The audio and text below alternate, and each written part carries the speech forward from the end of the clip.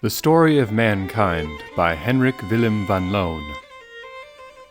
High up in the north in the land called Svitjod there stands a rock. It is 100 miles high and 100 miles wide.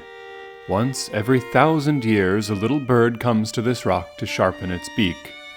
When the rock has thus been worn away, then a single day of eternity will have gone by. The setting of the stage. We live under the shadow of a gigantic question mark. Who are we? Where do we come from? Whither are we bound? Slowly, but with persistent courage, we have been pushing this question mark further and further towards that distant line beyond the horizon where we hope to find our answer. We have not gone very far. We still know very little, but we have reached the point where, with a fair degree of accuracy, we can guess at many things. In this chapter, I shall tell you how, according to our best belief, the stage was set for the first appearance of man.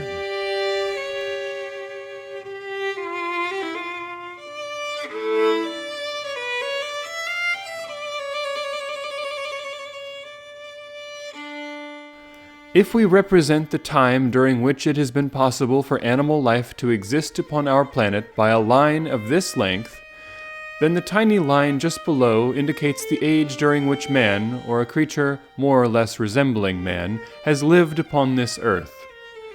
Man was the last to come, but the first to use his brain for the purpose of conquering the forces of nature. That is the reason why we are going to study him, rather than cats or dogs or horses or any of the other animals, who, all in their own way, have a very interesting historical development behind them. In the beginning, the planet upon which we live was, as far as we know now, a large ball of flaming matter, a tiny cloud of smoke in the endless ocean of space. Gradually, in the course of millions of years, the surface burned itself out and was covered with a thin layer of rocks. Upon these lifeless rocks the rain descended in endless torrents, wearing out the hard granite and carrying the dust to the valleys that lay hidden between the high cliffs of the steaming earth. Finally, the hour came when the sun broke through the clouds and saw how this little planet was covered with a few small puddles which were to develop into the mighty oceans of the eastern and western hemispheres. Then one day, the great wonder happened. What had been dead gave birth to life. The first living cell floated upon the waters of the sea. For millions of years it drifted aimlessly with the currents, but during all that time it was developing certain habits that it might survive more easily upon the inhospitable earth. Some of these cells were happiest in the dark depths of the lakes and the pools. They took root in the slimy sediments which had been carried down from the tops of the hills, and they became plants. Others preferred to move about, and they grew strange jointed legs, like scorpions, and began to crawl along the bottom of the sea amidst the plants and the pale green things that looked like jellyfishes. Still others, covered with scales, depended upon a swimming motion to go from place to place in their search for food, and gradually they populated the oceans with myriads of fishes. Meanwhile, the plants had increased in number, and they had to search for new dwelling places. There was no more room for them at the bottom of the sea. Reluctantly, they left the water and made a new home in the marshes and on the mud banks that lay at the foot of the mountains. Twice a day, the tides of the ocean covered them with their brine. For the rest of the time, the plants made the best of their uncomfortable situation and tried to survive in the thin air which surrounded the surface of the planet. After centuries of training, they learned how to live as comfortably in the air as they had done in the water. They increased in size and became shrubs and trees, and at last they learned how to grow lovely flowers, which attracted the attention of the busy big bumblebees and the birds who carried the seeds far and wide until the whole earth had become covered with green pastures or lay dark under the shadow of the big trees. But some of the fishes, too, had begun to leave the sea, and they had learned how to breathe with lungs as well as with gills. We call such creatures amphibious, which means that they are able to live with equal ease on the land and in the water. The first frog who crosses your path can tell you all about the pleasures of the double existence of the amphibian. Once outside of the water, these animals gradually adapted themselves more and more to life on land. Some became reptiles, creatures who crawl like lizards, and they shared the silence of the forests with the insects. That they might move faster through the soft soil, they improved upon their legs, and their size increased until the world was populated with gigantic forms, which the handbooks of biology list under the names of Ichthyosaurus and Megalosaurus and Brontosaurus, who grew to be 30 to 40 feet long, and who could have played with elephants as a full-grown cat plays with her kittens. Some of the members of this reptilian family began to live in the tops of the trees, which were then often more than 100 feet high. They no longer needed their legs for the purpose of walking, but it was necessary for them to move quickly from branch to branch, and so they changed a part of their skin into a sort of parachute, which stretched between the sides of their bodies and the small toes of their forefeet, and gradually they covered this skinny parachute with feathers and made their tails into a steering gear and flew from tree to tree and developed into true birds. Then a strange thing happened. All the gigantic reptiles died within a short time. We do not know the reason. Perhaps it was due to a sudden change in climate. Perhaps they had grown so large that they could neither swim nor walk nor crawl, and they starved to death within sight, but not within reach of the big ferns and trees. Whatever the cause, the million-year-old world empire of the big reptiles was over. The world now began to be occupied by very different creatures. They were the descendants of the reptiles, but they were quite unlike these because they fed their young from the mammae, or the breasts of the mother. Wherefore modern science calls these animals mammals. They had shed the scales of the fish. They did not adopt the feathers of the bird, but they covered their bodies with hair. The mammals, however, developed other habits which gave their race a great advantage over the other animals. The female of the species carried the eggs of the young inside her body until they were hatched, and while all other living beings, up to that time, had left their children exposed to the dangers of cold and heat, and the attacks of wild beasts, the mammals kept their young with them for a long time and sheltered them while they were still too weak to fight their enemies. In this way, the young mammals were given a much better chance to survive, because they learned many things from their mothers, as you will know if you have ever watched a cat teaching her kittens to take care of themselves, and how to wash their faces and how to catch mice. But of these mammals, I need not tell you much, for you know them well. They surround you on all sides. They are your daily companions in the streets and in your home, and you can see your less familiar cousins behind the bars of the zoological garden. And now we come to the parting of the ways, when man suddenly leaves the endless procession of dumbly living and dying creatures, and begins to use his reason to shape the destiny of his race.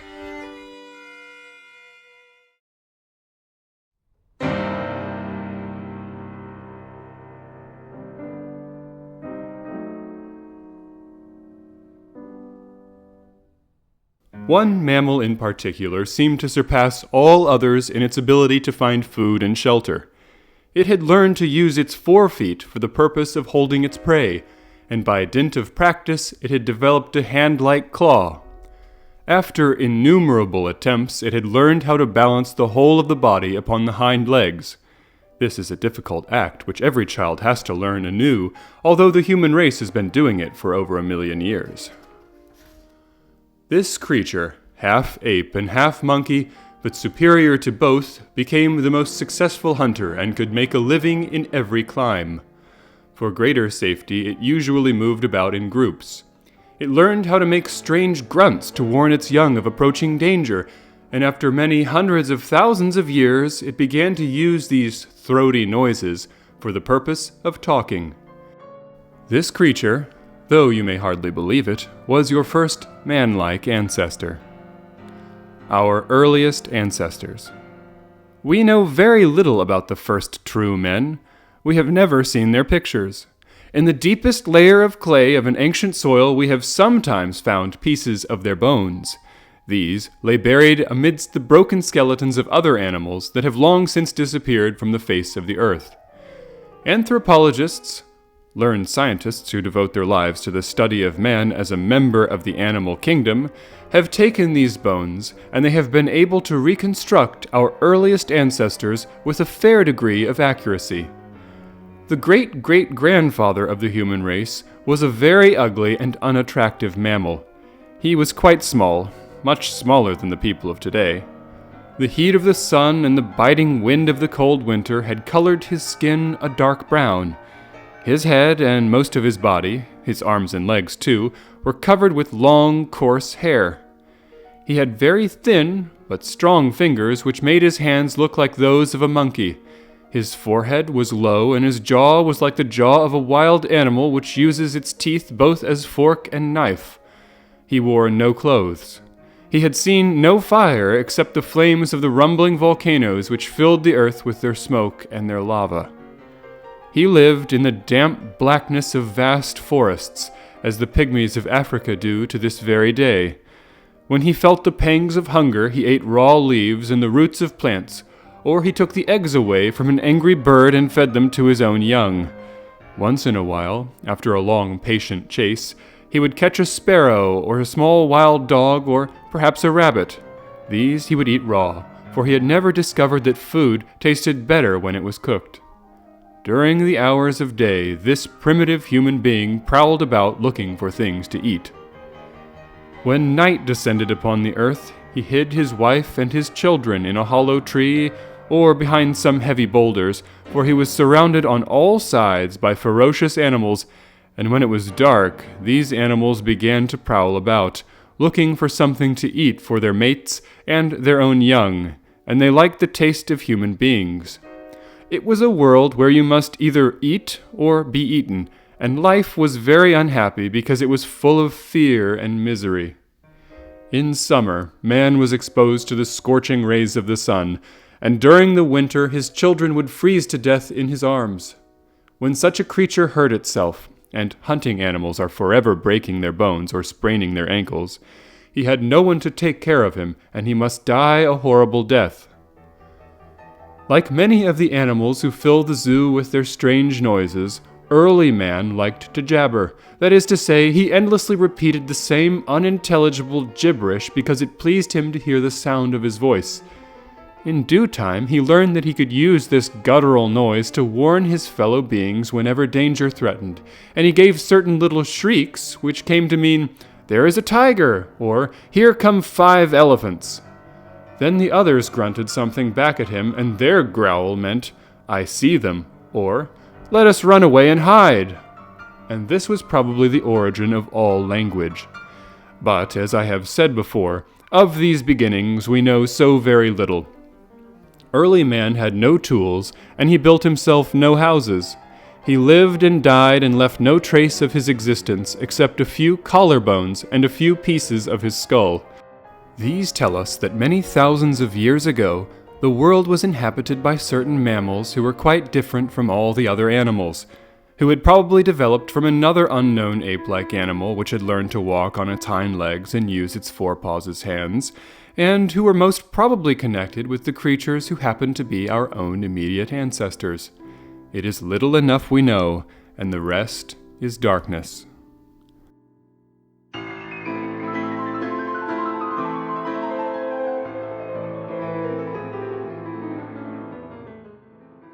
Prehistoric man begins to make things for himself.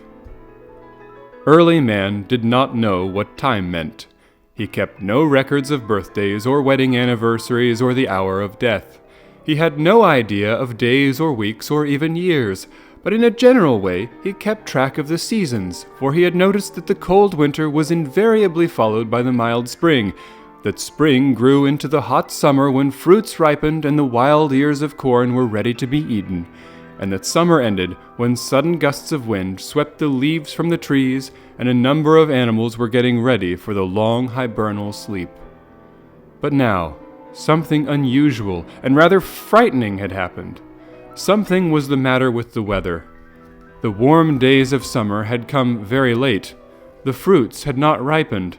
The tops of the mountains, which used to be covered with grass, now lay deeply hidden underneath a heavy burden of snow. Then one morning, a number of wild people, different from the other creatures who lived in that neighborhood, came wandering down from the region of the high peaks.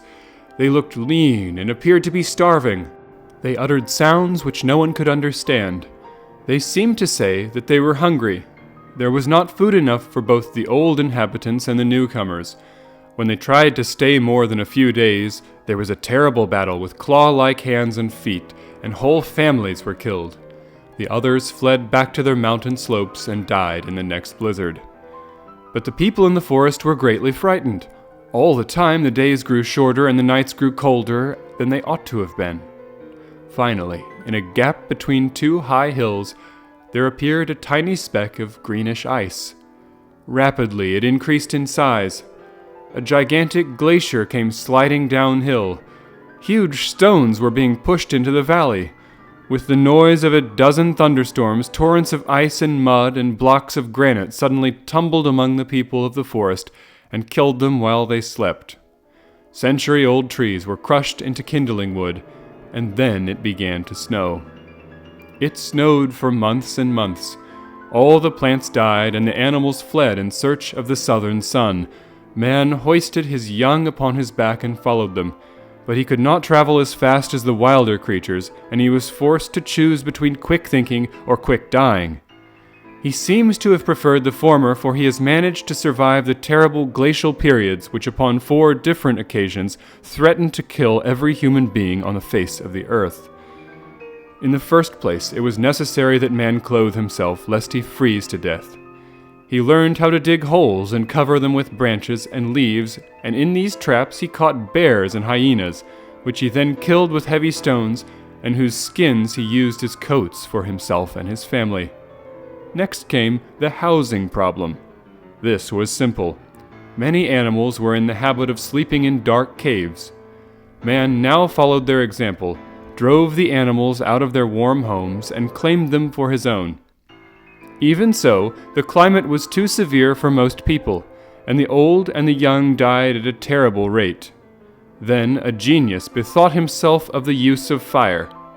Once, while out hunting, he had been caught in a forest fire. He remembered that he had been almost roasted to death by the flames. Thus far, fire had been an enemy. Now it became a friend. A dead tree was dragged into the cave and lighted by means of smoldering branches from a burning wood. This turned the cave into a cozy little room.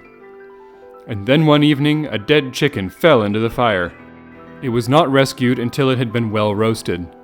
Man discovered that meat tasted better when cooked, and he then and there discarded one of the old habits which he had shared with the other animals and began to prepare his food. In this way, thousands of years passed. Only the people with the cleverest brains survived. They had to struggle day and night against cold and hunger. They were forced to invent tools. They learned how to sharpen stones into axes and how to make hammers.